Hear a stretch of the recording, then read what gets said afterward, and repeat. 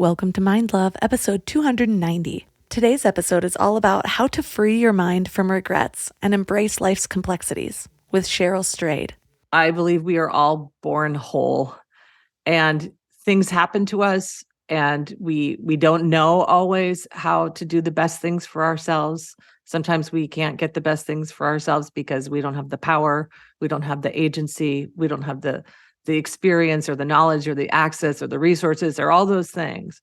But within us, we do have courage and strength and that core sense of beauty and truth. And I think so much of our journeys, all through our lives, are finding our way back to that again and again. And it's not a journey we make once. Turn up your frequency with Mind Love. Bite-sized brain hacks for seekers, dreamers, and doers. It's time to give your mind a little love with your host, Melissa Monti.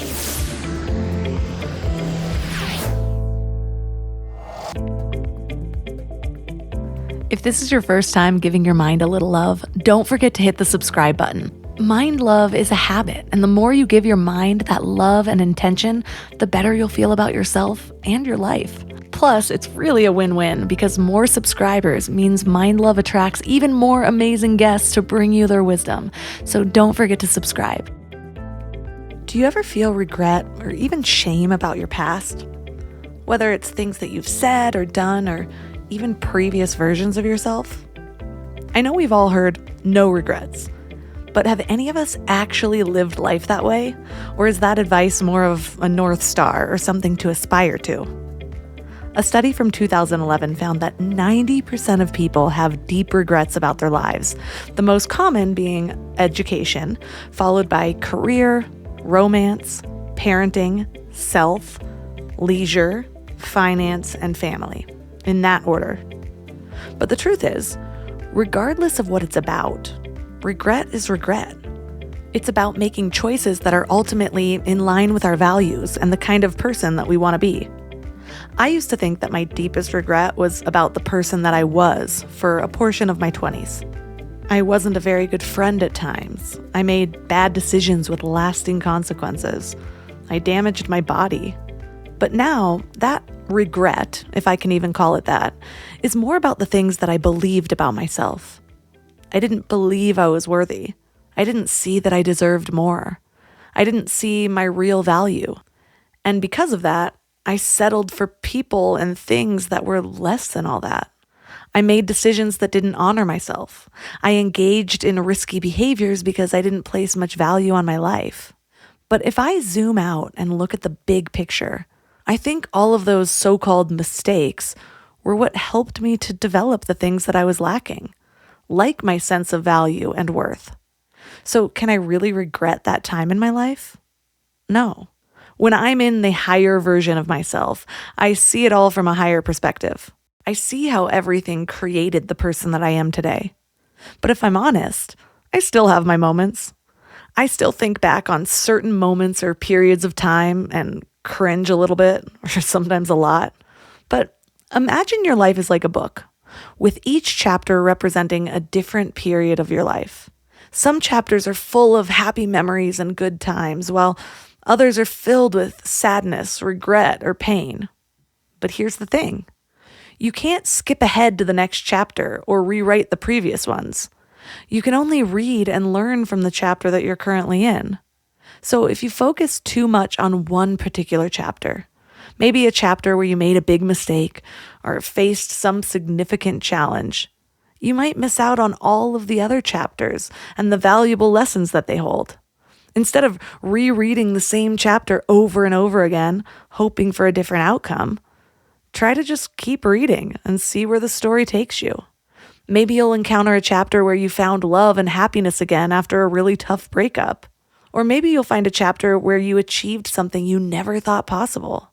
Each chapter is a new opportunity to learn, grow, and discover something new about yourself. And even if a particular chapter is tough to read, remember that it's just one chapter in your story. You can't rewrite the past, but you can choose how you approach the present and the future. You can choose to learn from the past let it go, and keep reading to see what happens next. And guess what? Without those chapters of ups and downs, the book wouldn't be nearly as beautifully faceted. And neither would you. So today we're learning how to embrace our mistakes and our complexities with a little more grace. And our guest is Cheryl Strayed. She's the author of the #1 New York Times bestseller, Wild, From Lost to Found on the Pacific Crest Trail, which has sold more than 4 million copies worldwide and was made into an Oscar-nominated major motion picture starring Reese Witherspoon. Her other best-selling book, Tiny Beautiful Things, is currently being adapted for a Hulu television show that will be released this week. We cover so much in this episode, and it's actually one of my favorite Mind Love interviews ever. So 3 key things that we will learn are the role of forgiveness in personal growth and healing, and how it can be applied to both oneself and others. The importance of vulnerability and authenticity in giving and receiving advice, and how to use writing as a tool for self-reflection and personal growth. Before we go deep today, I want to give you a little gift, and I want to give it to you every single day. It's called the Morning Mind Love.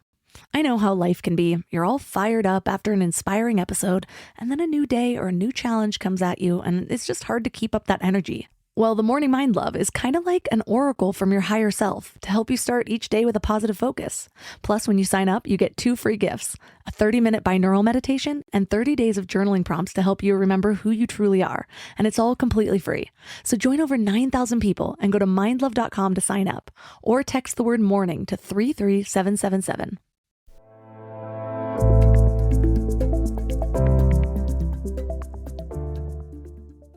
And now let's welcome Cheryl Strayed to the show. Thank you for having me, Melissa. It's wonderful to be here.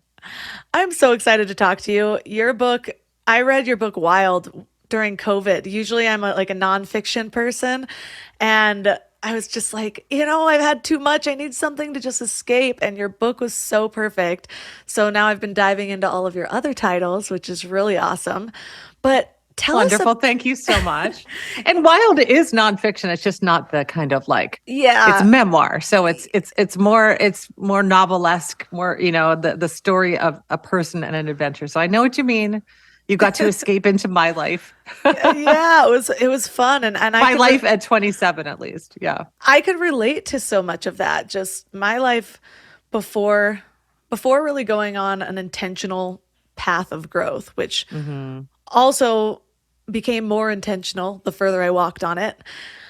My life was a shit show. Oh gosh. I made so many horrible decisions. I was in a toxic relationship with someone who actually landed me in jail. I had bulimia, addictions, all sorts of stuff. And so I'm so interested in your overall story in general. And so I'm wondering, who were you before hiking the PCH? And did you ever imagine that this would be your life now, a best-selling author with multiple books and one that's about to become a Hulu series? Yeah, it's a lot. I mean, I want to back up and just say, I think it's so interesting that you, like so many people, not just in the US, but all around the world, have said some version of the same thing to me in response to Wild. And that is that they relate, even if they have absolutely different things that have happened to them, different journeys, of course, they've taken. And almost all of us, I think, have had to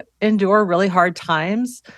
And especially in our younger years, not always. I mean, a lot of people in middle age also have that kind of crisis of self, like, who am I and how do I change my path? But certainly when we're in our teens and 20s, there is very often a lot of hardship and drama, and a lot of mistakes are made. And those, I think sometimes we think that that's like the dramatic stuff of only some lives. But what I've learned is that is the dramatic stuff of pretty much every life. That the power of Wild, the drama of my story isn't that something so unique happened to me, but rather that something so universal, so common happened to me. And so a lot of us, a lot of people, that's why so many people see themselves in my journey, even if they never set foot on the PCT. They say, I too had to walk my way back to myself. So the question you asked, who was I before I went on that long hike? And I should say, for those of your listeners who aren't familiar with Wild, it's my memoir of my 1,100-mile hike on the Pacific Crest Trail, which is a national scenic trail that goes from the Mexican border to the Canadian border through California, Oregon, and Washington. And I hiked for 94 days, about 1,100 miles on that trail in the summer of 1995 when I was 26. And who I was, and I think this is a really important thing for people to hear, is I was me. I was the me who is talking to you right now, Melissa. I was not some other terrible self who then had to completely become a different person in order to be whole. I think that it's really dangerous for us to present a kind of these sort of dichotomies, like I was the bad person and now I'm the good person. I was the failure, the loser, and now I'm the successful person. And the reason I point that out is, of course, that doesn't mean I haven't changed and radically transformed and evolved and grown. I have absolutely. The 54-year-old Cheryl Strayed, who's talking to you right now from my little attic office in Portland, Oregon, is in so many ways like vastly different than that 26-year-old who set foot on the trail in June of 1995. But at core, I was me. I think of my hike as my way of walking myself back to my strength and my courage. I think of that journey as one where I was able to say, okay, a lot of hard things have happened. Bad things had happened to me at that point. I'd experienced lots of traumas.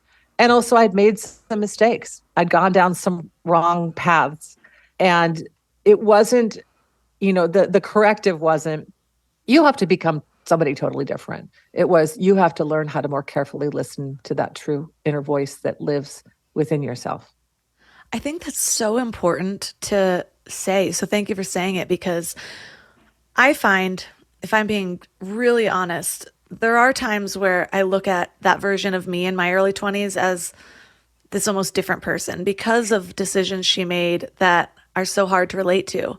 But the danger of that for me, and where I see that really doing me wrong, is that then when I'm going through a hard time now and I make a bad decision or I do something I'm not proud of, I feel that same sense of self-rejection where I will sit there and wonder, like, well, who am I to have this platform? Who am I to be in this life, or am I faking it or whatever? And I end up having that self-doubt. And so if we don't integrate those versions of ourselves and find compassion, and that's some of the healing work I've done for, my own inner child, like actually visualizing, talking to that girl and just being like, let me give you a hug, because that's what I really needed. It's not like I needed to be whipped into shape. I needed to learn to love myself. Yeah. And to love your complicated self, and I mean, there is something really, especially as a writer, I can tell you, I'm really familiar with this kind of narrative that we all find very comfortable, whether it be in storytelling or in real life, where we want to say, like, we're really into dichotomies. We're really into saying, like, well, you were this and now you're that. And it was black and then it was white, or it was white. And then, we like to stick to those extremes. And, I think it'd be really easy. And I know a lot of people make this mistake. They project this onto me. They say things like, well, you were, you set out on that hike and you were so messed up and you were using drugs and you were lost and you did all these things wrong. And now you're this big successful writer who's been married for 20 some years and has 2 teenagers and you're happy and all this stuff. And the thing is, it's like, yeah, those things are true. And it's also true that I still struggle. I still make mistakes. My life is still, all messed up in all kinds of other ways. And that we are all always everything. So what I mean is, even back there, before I began hiking that trail, I was both broken and whole. And one of the things, so as you probably know, Wild was made into a movie starring Reese Witherspoon, who played me. And I was very involved in the making of the film. And one of the things I said to Reese on the set very often when we were shooting, I would say, okay, yes, it's true. It's true I feel broken at this time. It's true I feel lost. It's also true that at that time in my life, at the most broken, bottom, helpless, hopeless, sad, hard moment of my life, what did I decide to do? I decided to go walk in the wilderness for 3 months by myself.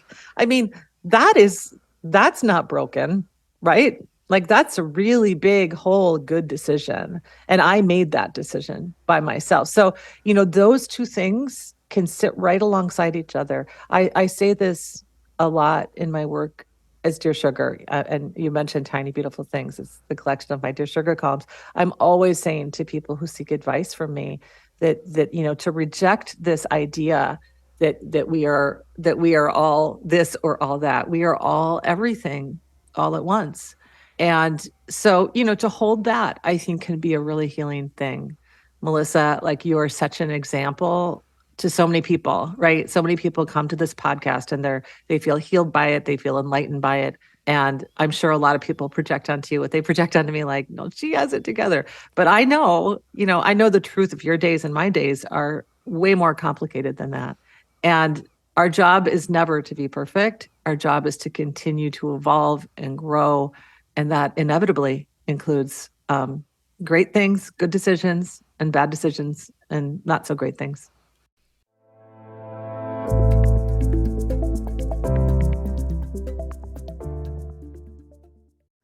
I don't know why it took me so long to invest in good bedding. I resisted it for years, but something flipped in me about 3 years ago. And now I'm basically a pillow connoisseur. I've tried them all, and I get weirdly excited about good bedding.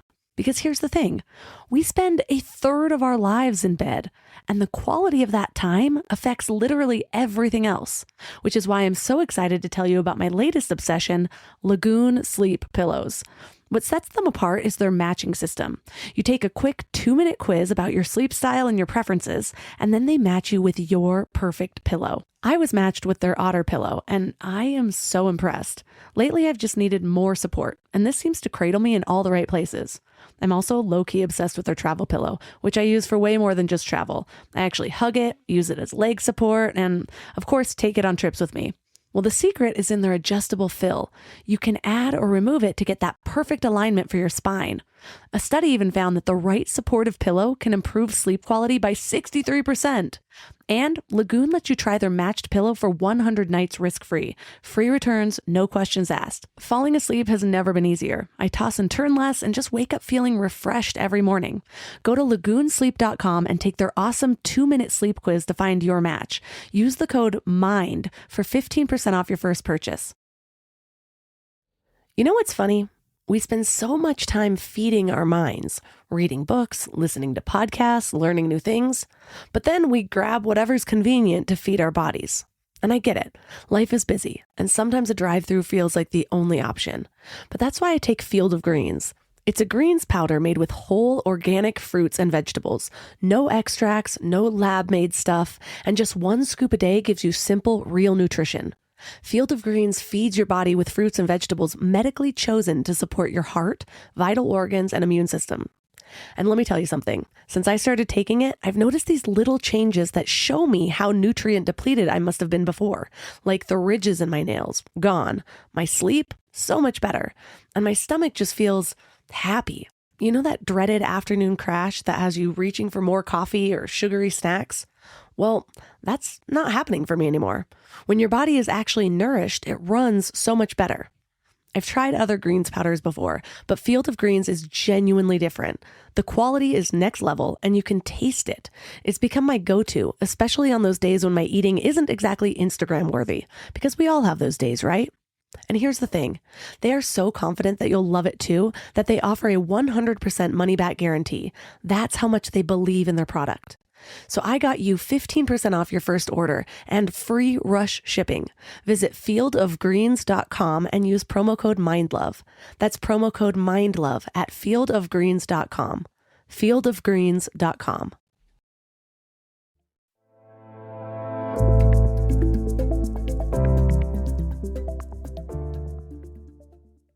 I've said that before where I can kind of other my younger self. But at the same time, I acknowledge that she was the one who got me here. She was the one who made those first decisions. So just like you, where you decided to step on that trail, I was in a broken place and I decided to move away from the toxic relationship and take some strides. And I think the hard part is for people to see, because a lot of times they see the growth story in a movie or read it in a book, and just like that dichotomy you're talking about. But for me, when I made the decision to move away, it wasn't just like, okay, this was my turning point and everything was up. I moved to LA, and yeah, I got away from somebody, but he followed me and he tormented me. And I was still doing party drugs at night, and I was still making really horrible decisions, but I was also going to yoga and planting these little seeds and sort of meeting new people, and then going and hanging out with worse people afterwards. And so like, Right. it was not this just like ramp upward where I made the decision and I all of a sudden my life was different. It took me like, I think I'm still working on it. I think Of course you are. It took me almost a decade to really feel good about where I was, and not have little things I was ashamed of anymore. I think that's the biggest difference. I don't carry as much shame, but doesn't mean it doesn't pop up. I just choose not to carry it. Yeah. Yeah, exactly. I mean, I think all of us, we grew up steeped in, the fairy tale kind of being a very, a story that's in a lot of our bones. And there's that feeling of like, you go through struggle and then you meet the prince. And I don't mean this just for women, for men and women. Like you kind of, meet that destiny that is allegedly yours, and you live, as every fairy tale says, happily ever after. And that's just not the way life works. There is no happily ever after. There are joyous, glorious, amazing moments in our lives where we feel like, wow, I have changed. I have, these good decisions have added up to something powerful and significant. And I feel so content and happy right now. And then what happens is life goes on, and then suddenly you have a new challenge, or you have a new thing that you realize you need to transform, or, that there are, we continue to grow, and we continue to find ourselves needing to go through that journey again, that epic journey. It's not just something you take once if you're going to live an evolved life. So you hiked the PCH back in 1995, and it was 9 years later that you actually became a published author. Maybe some people don't know, Wild wasn't your first book, right? It was Torch. Yeah, well, really began publishing essays and short work a few years, a few years after my PCT hike. And in fact, I think my first like literary journal publication was before my hike on the trail. I was always a writer. Since the age of 19, it was around then that I always knew I loved writing as a kid. I was obsessed with books. But once I was in college and taking creative writing classes at the University of Minnesota, I realized this is what I want to do with my life. This is my calling. And so, yeah, I spent my 20s writing, thinking that I was going to write that first novel and have it published by the time I was 30. And that didn't happen. But by then I was publishing short work in literary journals and so forth. And my first book, you're right, it was Torch, which was published, in early 2006. And I guess I'm not how to do the math. I finished my hike in September of 95. And yes, about a decade later, there I was with my first novel, Torch, which had nothing to do with the Pacific Crest Trail. It wasn't about my hike. It was only after I published Torch and started to think, what next? What's my next book? By that time, I had two kids under the age of 2 when my first book, Torch, was published, which was a lot to become a mother at the same time that I was becoming, an author, to have my first book out in the world at the same time that I had a newborn and a not quite 2-year-old. But I thought, what next? And my husband had always said, Cheryl, your journey on the PCT is so interesting. You should write about it. And I was like, no. I don't really have anything to say about it other than like, this was a really interesting and illuminating trip. And so I sort of went on that journey that you have to go on as a writer when you're trying to figure out what your material is. And that is, I just started writing about my hike because, and this is what I mean by when I said I have nothing to say about it, is that, I think a lot of people who aren't writers make the mistake of thinking, well, okay, if something dramatic or interesting happens to you, if you take a big trip, there's your material. But that's not really the case. Like, the job of the artist is always to illuminate the human condition. So even if you're telling a very personal story, like I did in Wild, it has to, in some ways, be speaking to the broader human experience. And so as a writer, I had to find my way into that story. I had to say, to spend a few months writing about my hike to see if I could do that thing where it's not just an interesting story about me, but an illuminating story about all of us. And what happened is I was writing the scene that's in both the film and the book about day one on my hike. Before I set foot on the trail, I was in this motel room in Mojave, California, and I had bought all this backpacking gear. I bought my backpack. I was all alone in this hotel room, essentially packing my pack for the very first time. And I had never gone backpacking before, which I don't recommend, but hey, I learned the hard way from experience. And there I was packing this pack full of things. And I found that there were so many things that it was so heavy that I couldn't lift the pack. And so really just writing this scene, which ends up being a kind of funny scene in the book and in the film, about how this novice backpacker has so much stuff in her pack that she can't even lift it.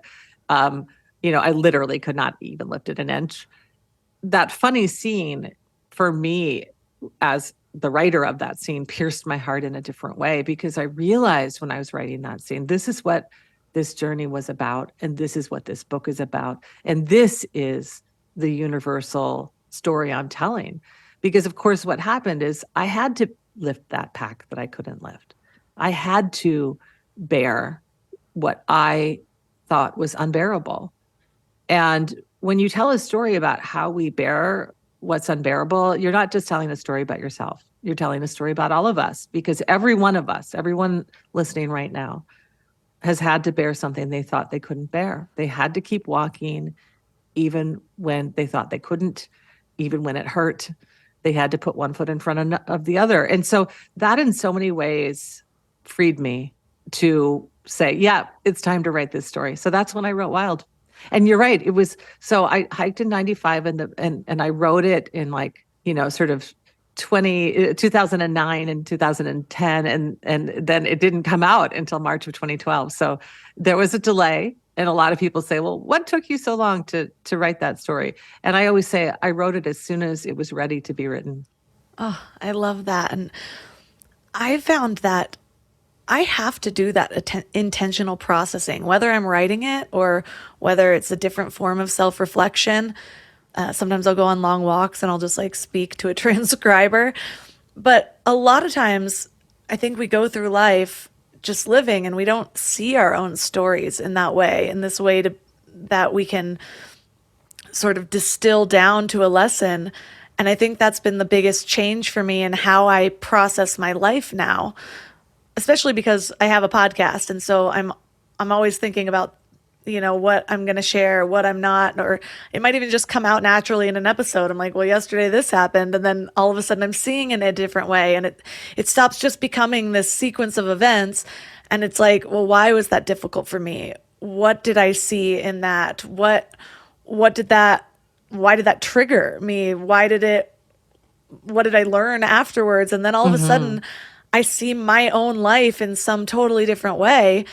And I think we expect, like you said, that this big trip or this big thing that happens to us. And yeah, I've had some big things that happen to us, or that's happened to me. But is that what I'm talking about all the time anymore? It comes up, but a lot of my big life lessons are, the tantrum my toddler threw yesterday and how I dealt with that while dealing with emotions. And so we all have that capacity, no matter what happens in our life, to stop and just look at it in a different way, or ask, what's the lesson here? Or ask, how can I show up in a way that's more helpful? And then we become kind of merged with that universal truth, if that makes sense. Absolutely. I mean, I think that's why we almost always feel better after we write, journal, go on a long walk where you let your mind wander, go talk to a therapist, or have a great long talk with a friend about deep things. Because every time we narrate that story in all the different forms we can narrate it, whether it be on the page or in our minds as we walk or in conversation or as we're chatting here on your podcast. It's another way, it's another opportunity to examine it and to see it in new lights and to gain new perspective on it. It's one of my favorite things about being a writer, and especially about being a writer of memoir. I mean, I do write fiction too, and I find fiction also healing and cathartic in this way too, because you're forced to essentially create characters and imagine how they would experience a moment. And of course you can't help but to feel that viscerally in your own life. But in memoir, it really is your own life. You're saying, okay, here is I'm going to recreate from memory, or sometimes from my journals, this experience I had, this conversation I had with somebody who means a lot to me, or this time that I felt like I was lost and I had to find my way. And when you recreate that on the page, of course, you have to re-examine it. You're forced to maybe expand the assumptions that you had about it going in. And that's why I think it's so important to do things like take some time to be contemplative. Take some time to reflect on your life. Take some time to remember all of the versions of yourself that add up to the version that you're standing in today. I'm doing something really interesting right now. For years, I kept a journal from the age of 19 until my late 30s, when my kids I had little kids, and I was like, you know what, journal, I don't have time for you anymore. So I stopped journaling, which also coincided with things like social media and just other forms where I found myself just sadly not writing as much on the page. And anyway, so I have these journals from about 20 years of my life. And I just decided that I wanted to just sit down and transcribe them, just type them out into a Word document. No matter what I'd written on those journal pages, I was going to type in. And trust me, Melissa, this is not an easy thing to do when your 20-year-old self is saying kind of dumb things. You're like, oh, please stop. No, but it's also mostly it's been really moving and surprising and touching. And because I get to see those glimmers of the woman I would become, I get to see the parts of myself that have changed and fallen away, that I'm no longer that version of me anymore. I get to see the growth right there on the page. And it too is a kind of reflection, and I think anytime that we, I'm all about onward and moving forward and not dwelling on the past in ways that are destructive to us. And yet I do think that kind of reflective look back can also be incredibly powerful in allowing us to go onward with more generosity and love.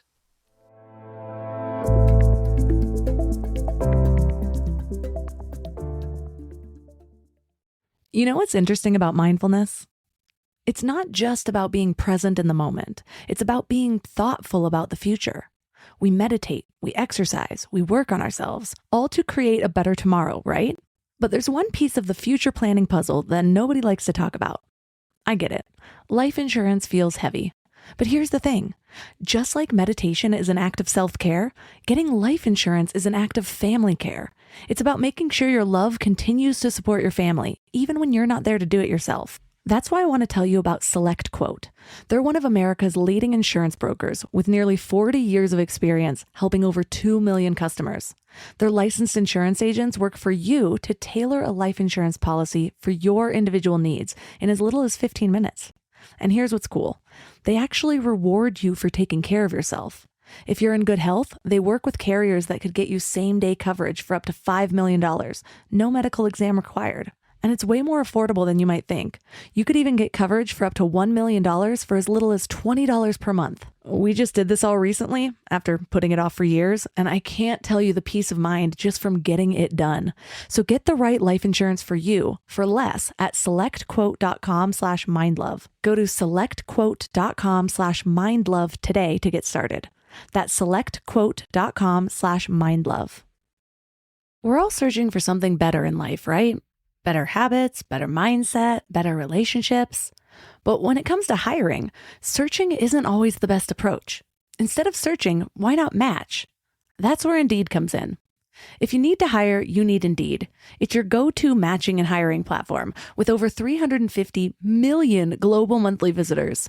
Their matching engine helps you find quality candidates fast. And I mean really fast. Did you know that in the minute I've been talking to you, 23 hires were made on Indeed worldwide? That's what I love about Indeed. It's like having a mindful hiring assistant. Instead of getting overwhelmed by endless resumes, you can schedule, screen, and message candidates all in one place. The platform actually learns your preferences, so the more you use it, the better it gets at finding people who align with your vision. And get this, 93% of employers agree that Indeed delivers the highest quality matches compared to other job sites. That's why more than 3.5 million businesses worldwide use Indeed to hire great talent fast. I just love that it keeps all of my hiring processes organized. I can do everything right there instead of having spreadsheets and notes and video call links. And listeners of the show will get a $75 sponsored job credit to get your jobs more visibility at Indeed.com/mindlove. Just go to Indeed.com/mindlove right now and support the show by saying that you heard about Indeed on this podcast. Indeed.com/mindlove. Terms and conditions apply. Need to hire? You need Indeed.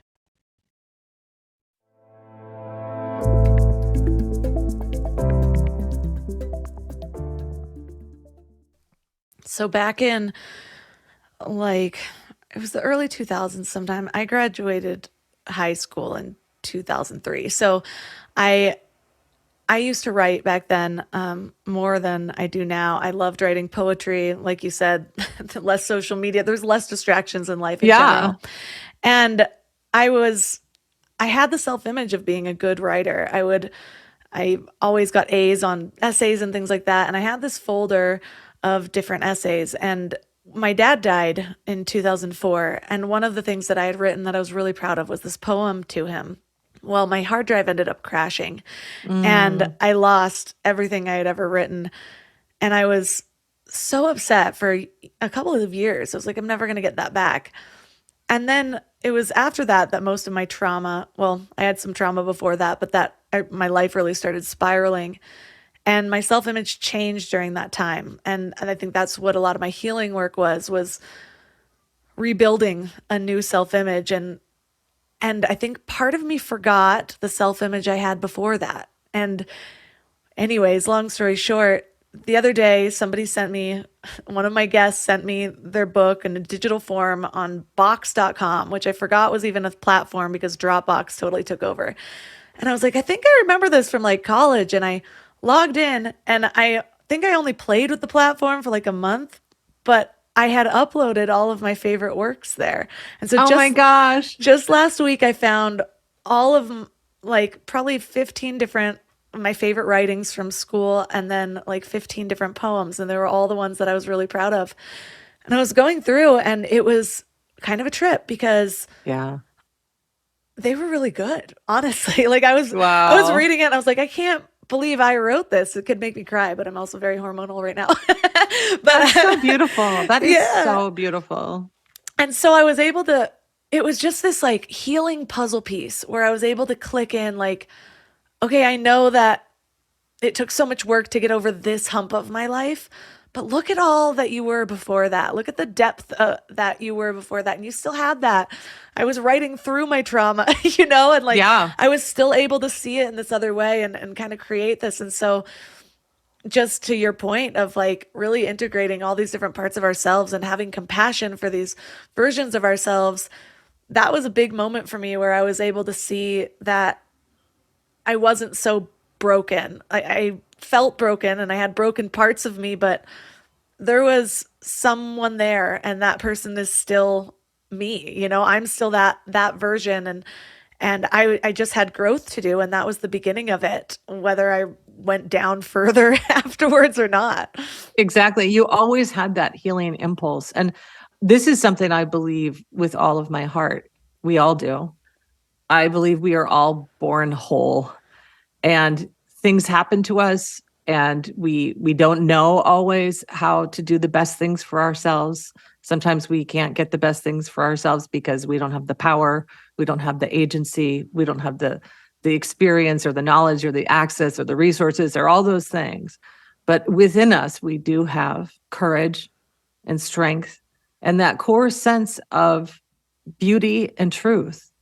And I think so much of our journeys, all through our lives, are finding our way back to that again and again. And it's not a journey we make once.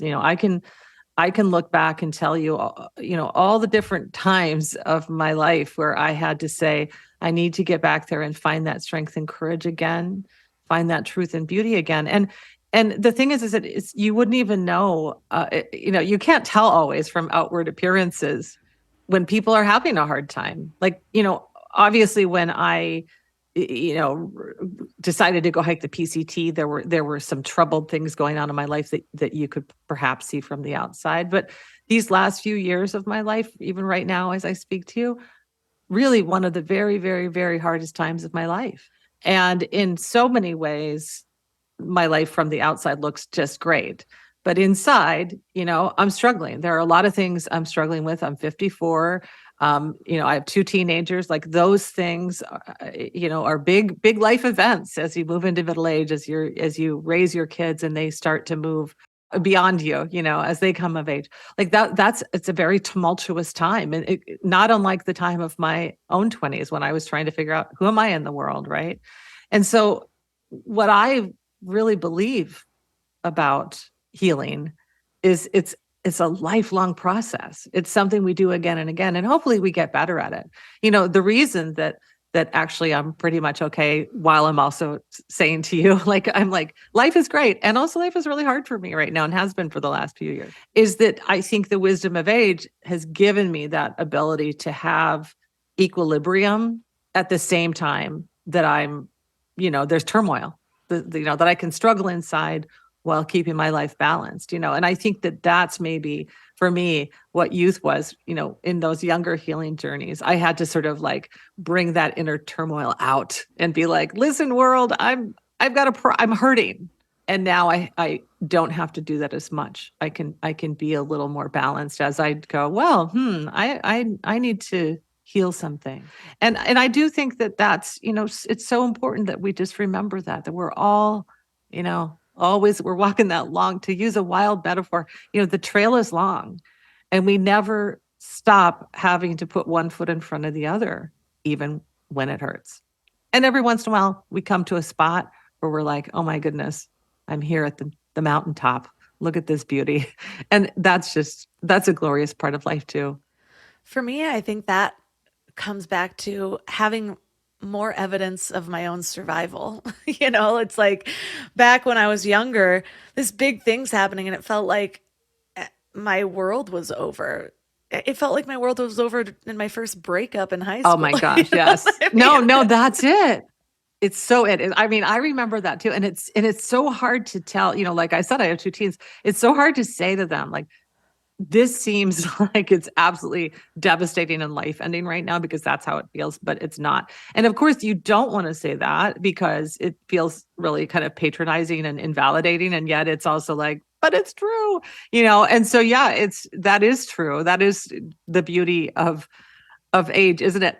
Definitely. I feel like for me, I kind of talked about that self-image part of that's what I lost in my 20s with all the trauma and the bad decisions. And so I just started to view myself differently, which of course starts to manifest into my life because I believe I'm not the kind of person who can follow through on goals. I'm not the kind of person who's inspiring. I'm not the kind of person who can help other people. And so much of my healing was getting that back, was redefining my self-image. And so I know that the hiking the PCT, which I just realized I kept calling it the PCH, but California lingo.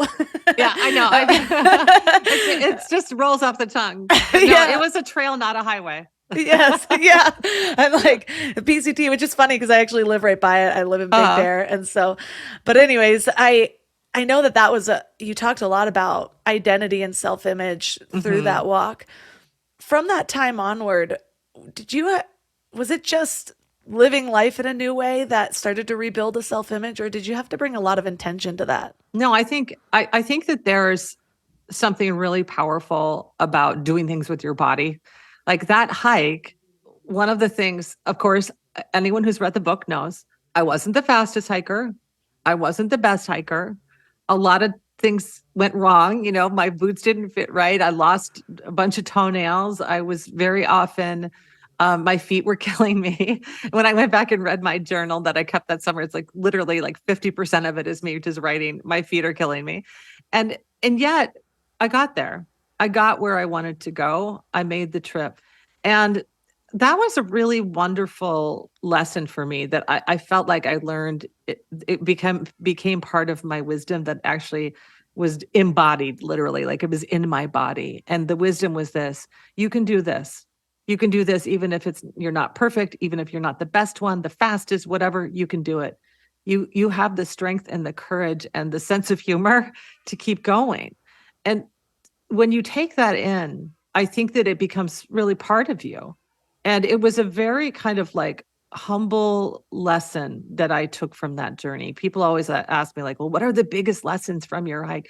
And it was about the kind of surrender to the humble sturdiness of the self. It was accept that what's true is true and know that you can survive it, that you can endure it, and that you can keep walking through it. And those are things that are opposite from the kind of messages we often get from like adventure journeys, the kind of, I'm the king, I triumphed, I'm on the top of the mountain and I'm the best one. And that wasn't the message I took away. The message I took away was, I'm strong and I'm brave and I'm capable and I can do this. And of course that then translates into all kinds of things. I took that journey in large part because I was just, my life fell apart and ended in so many ways when my mother had died young of cancer at 45, a few years before my hike. I didn't know how I could live without my mother. I couldn't bear that incredible pain of living my life without her. And what the PCT journey taught me is I could.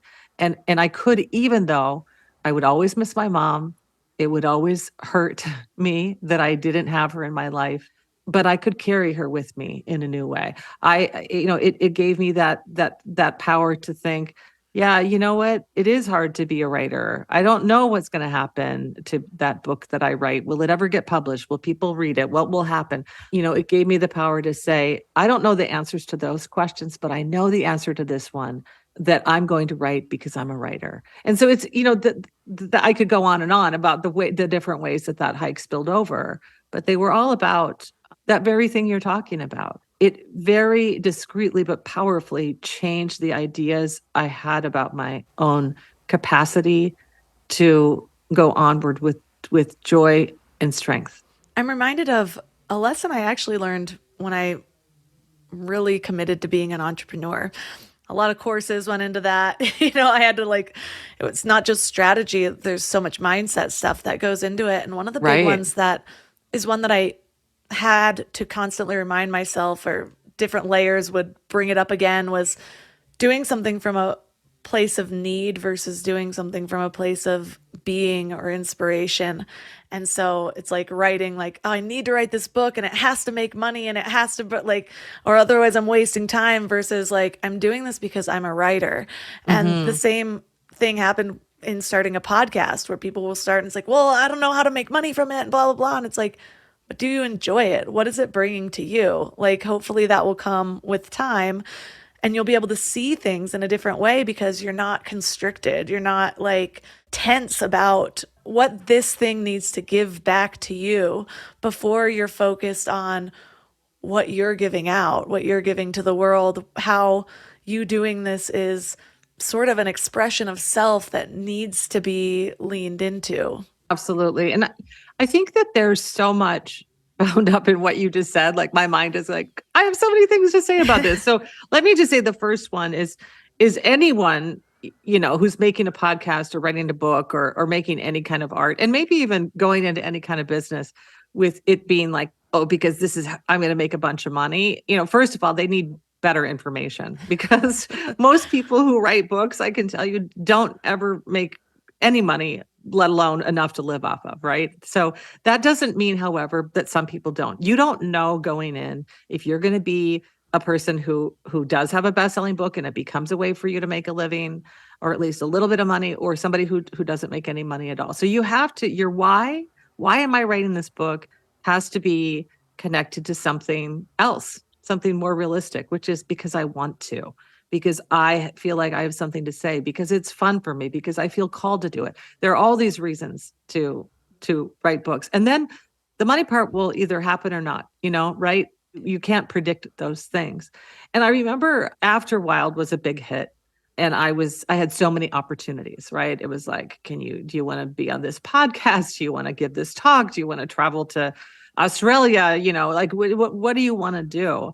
And I got good advice from somebody who I can't remember who gave me this advice now, which is kind of funny because I've thought of it so many times since then. But the person said to me, just everything you do, always be able to very clearly answer the question, why are you doing it? And no answer is the wrong answer. So there are sometimes you say yes to something because you're going to make money from it. Like that this is an income earning prospect. And even though it's not the funnest thing, or that, it's because you need money to live and you're going to earn money doing. Sometimes it's because you feel called, that you love to write, or this is, the passion of your heart. And when you can say, this is why I'm doing it, like whether money comes or not, then becomes beside the point, right? Sometimes it's like, why did I say yes to this podcast to talk to you, Melissa? Because when I got your email, I went and listened to an episode of your podcast, and I thought, oh, she's a wise and lovely person who I would enjoy having a conversation with her, which is basically saying, because I felt like it. I felt like saying yes. So all of those answers we have to the reason to why are really important. And what I've found is it's very important to answer it for almost everything I do, because if we don't, we can get lost. We either feel resentful because we say yes to a bunch of things and you're like, why am I doing this? Or we feel we've put on sort of false hope. Like people are like, well, I'm going to write a book because I want to get rich. And it's like, well, do your homework, because most people who write books don't get rich or make podcasts. I bet, but you just, does that make sense that like, why am I doing it gives you such a clarity of purpose and intention? And I like how you differentiated both, because there are still times where it's like, you can't always do something just because you feel like some of those things are going to be like, this is a practical decision. Yeah. And this is a lot of money or like the, know, and there'll still be times where maybe it's like, this is a lot of money, but it doesn't feel right, or it doesn't feel in alignment. So with every big decision, there's a moment of discernment where you have to be in touch with yourself enough to weigh those things. I'm curious, how do you approach your bigger goals? Like when you're like, I'm going to write another book, or I'm going to do this other big thing. What's your process? Do you break it down? Does it just kind of happen naturally for you? Well, it's hard. It never gets easier. And what's funny to me is all of my, my adult life up until my early 40s when Wild was published, I was always like, okay, my dream is to make enough money from my writing that I can be a writer full time. So I finally achieved that when Wild was published. Gosh, in March, it'll be 11 years since Wild came out. And then what's so funny is in this time, I have absolutely been a writer full time, but I've been taken in so many different directions, right? I've become a public speaker. I became a podcaster. I've written a film script, and I've written a TV show. We haven't talked yet about my book, Tiny Beautiful Things. It's my collection of Dear Sugar columns, which is now being made into a TV show for Hulu, coming out on April 7th. And I was a writer on the show and an executive producer on the show. And so all of these wonderful opportunities, things I've said yes to for reasons I can say why, they have swept me away from that original dream, which was that I'm writing one book after the other, like a steady little steam engine train that, pushes along the tracks. And I love that about life. I love the glorious detours, but it's also true that I'm like, okay, Cheryl, I've had a talking to myself over and over again recently, because it is time for me to write that next book. So how do I achieve this goal? And you'd think that I know the answer to that question because I've written 4 books, right? How do I do this? And what I've realized is like, every book you have to make a different kind of plan because you have a different kind of life. So what I mean by that is back when I wrote Torch, my first book, I didn't have kids. I was single. I didn't have any money. I was poor and had a student loan to pay off. And, I had to work all these different jobs to essentially pay the bills. And I had to somehow fit in writing around the edges. And so, the way I wrote Torch fit into my life at that time. By the time I wrote Wild, I had 2 kids, a baby and a toddler. When, I had to write Wild around the demands of motherhood, which, as you know, are mighty, and so much that I look back and I'm like, how did I write Wild? I have no idea how I did that while having those 2 little kids. Tiny Beautiful Things, I wrote under those same circumstances very quickly, sort of in the years right after I wrote Wild. The 2 books came out only 4 months apart, but I wrote Wild first and then Tiny Beautiful Things.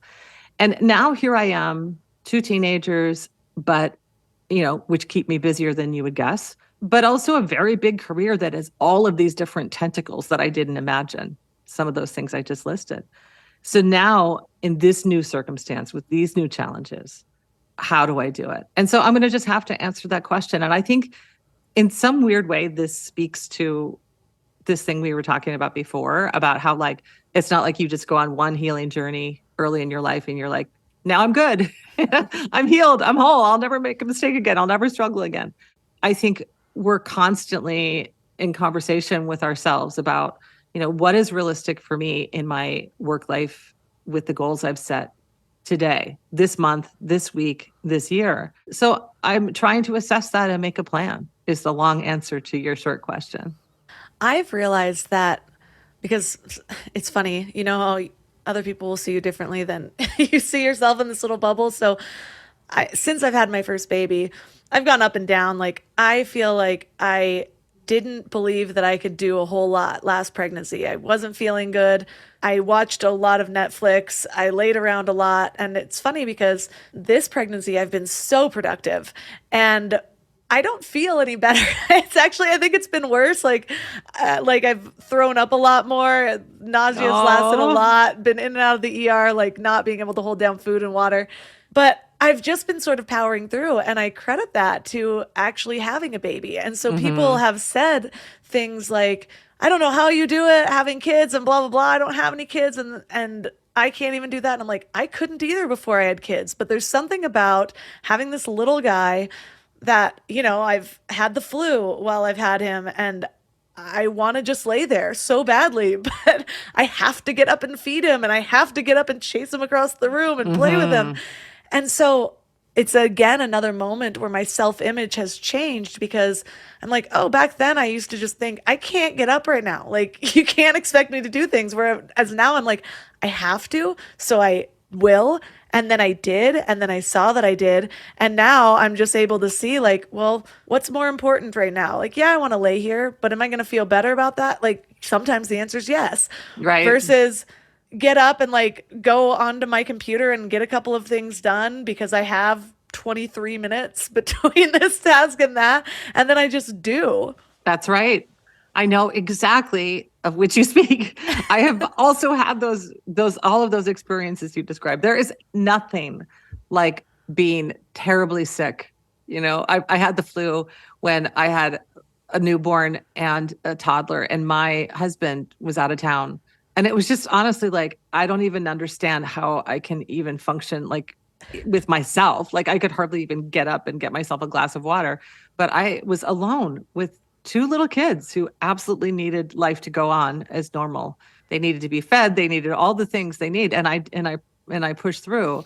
And it does make you, I think, when when you have those demands, when it comes to work, for example, it's you just have to be more efficient. When I was trying to write Wild, and I shouldn't even I'm saying when I was trying to write Wild, I didn't try to write Wild.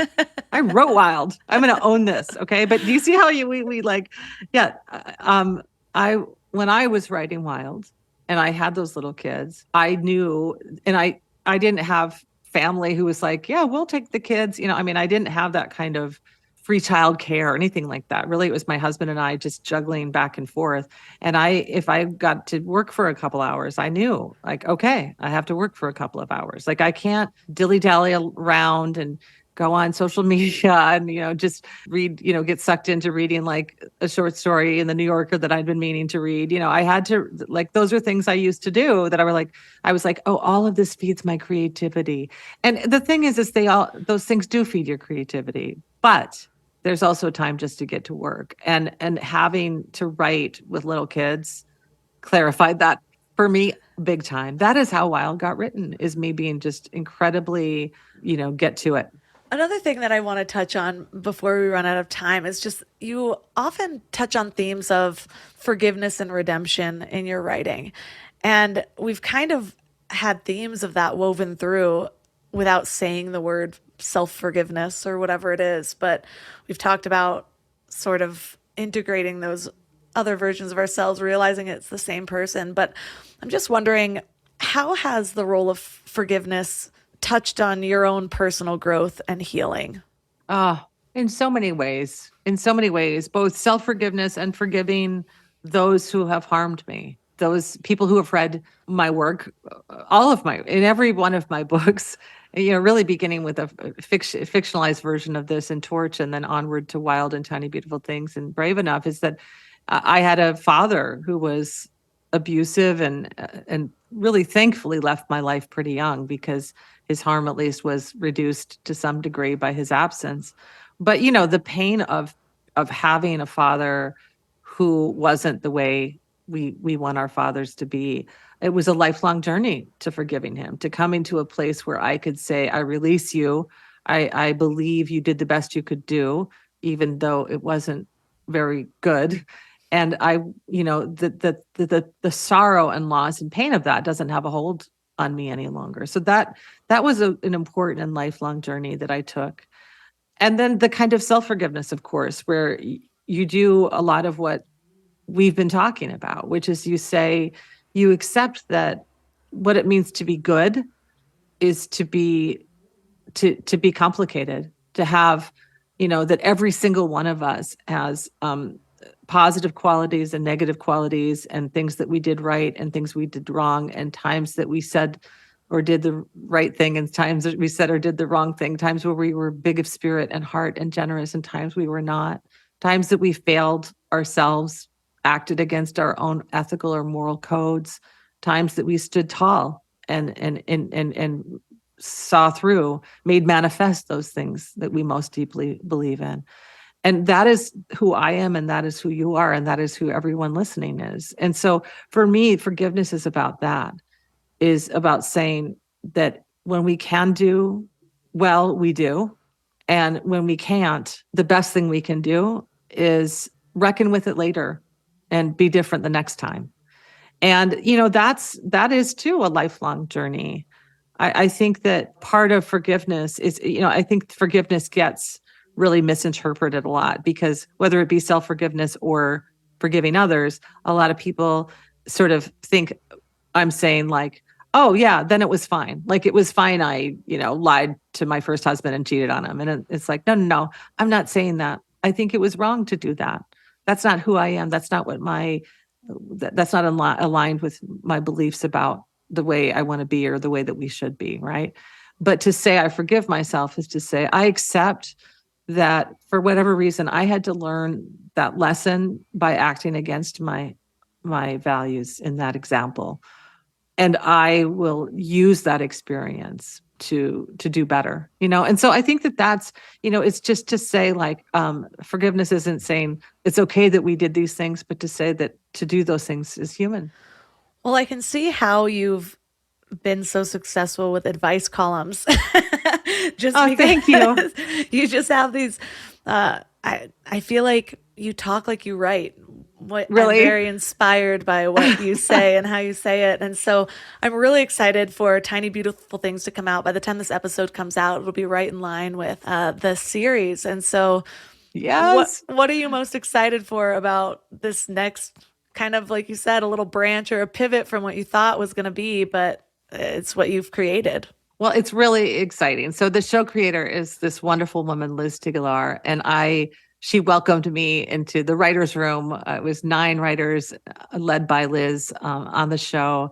And it was a wonderful experience for me to have my essentially apprenticeship in television writing, and to really think deeply about how to adapt this book into something completely different, a television show. And people who are familiar with Tiny Beautiful Things, the book, when they see the show, they'll see there's, the heart of the book is in the show. But of course, the show is very different.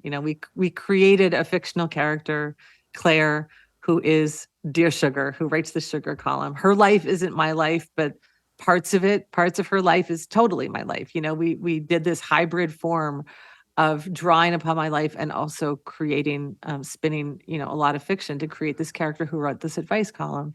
And what I'm excited about is, I think that it's always wonderful in any life, but certainly in my own writerly life, to take on those new challenges, to say, I don't know how to write and TV, but here, let me learn.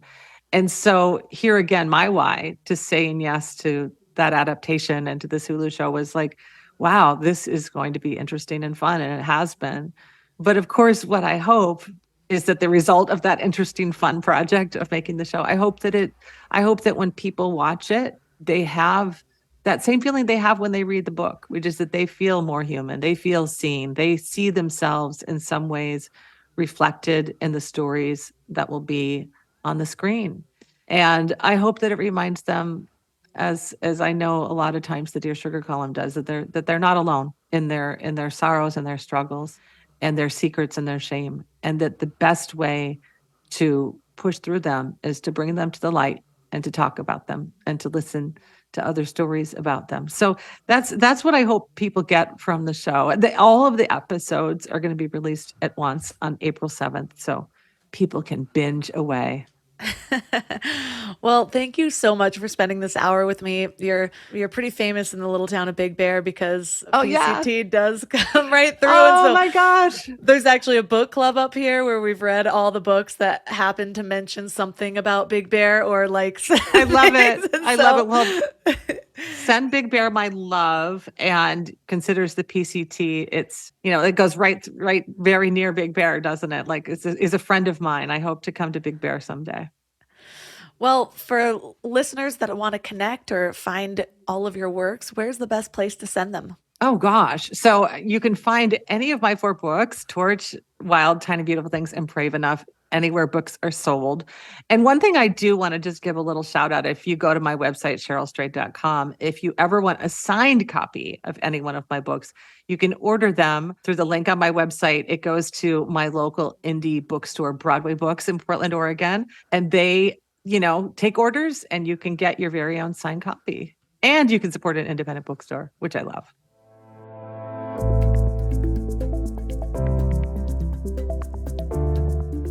All the links for this episode will be at mindlove.com/290. Your challenge for this week is to reframe something from your past. This is actually an activity in one of the master classes in the Mind Love membership, and every time people do it, they always come back with, oh my gosh, I never saw it from that perspective. But the thing is, you always have that perspective right inside of you. So here's what you're gonna do.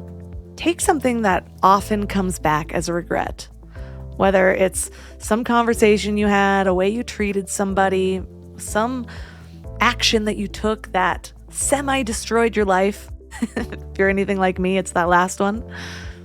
And I want you to reframe it from the highest perspective, with the mindset that this is something that was for your better good. This is something that created who you are, or that opened up a different opportunity that you wouldn't have otherwise had. So say it was the one that got away. Was that person really meant for you? What were you able to do because that opportunity was lost? Who were you able to meet? Who did you end up with? Did you make some life-altering decision that left you scarred? What did that teach you? How did that point you in a new direction? I've talked about my tumultuous 20s, and this is the route that I go. Because yes, I made some big mistakes that had lasting consequences, things that I still have to deal with today. But guess what? I found myself in such a low place that the only way left to go was up. I had to learn things in order to survive. I had to change my mindset in order to find any sort of happiness. And all of those things created the person that I am today, which opened up the opportunities to have a show like Mind Love and to talk to best-selling authors and all of these people that inspire me every single day. I truly don't think I would be in this position if I wouldn't have made all of those so-called mistakes. And yes, we can come at this from a higher overview and give it a glimpse of our thought every now and then. But there's a magic that happens when you actually take the time to write it. I believe that's when it's fully processed. And it doesn't always need to be written, but you do need to give it the time and the space. So maybe it's just sitting in a meditation and really letting all of those thoughts play out rather than just allowing them to be fleeting thoughts that sometimes cross your mind. Because guess what else is a fleeting thought? All of those moments of regret. And sometimes those are a little less fleeting than the times that you decide to see it as, oh, everything happens for a reason and it was for my greater good. Really let it sink in.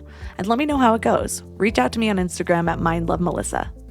If you want to support the show, the best way to do that is by joining the Mind Love membership at mindlove.com/membership. We have such an amazing masterclass that was released this month, plus you get all of them from the previous months. I will tell you that a lot of the masterclasses within this are sold for hundreds of dollars. Some are modules taken from a course that I previously sold for hundreds of dollars. So the value within this membership is really, really high, and I think you're going to love it. mindlove.com/membership.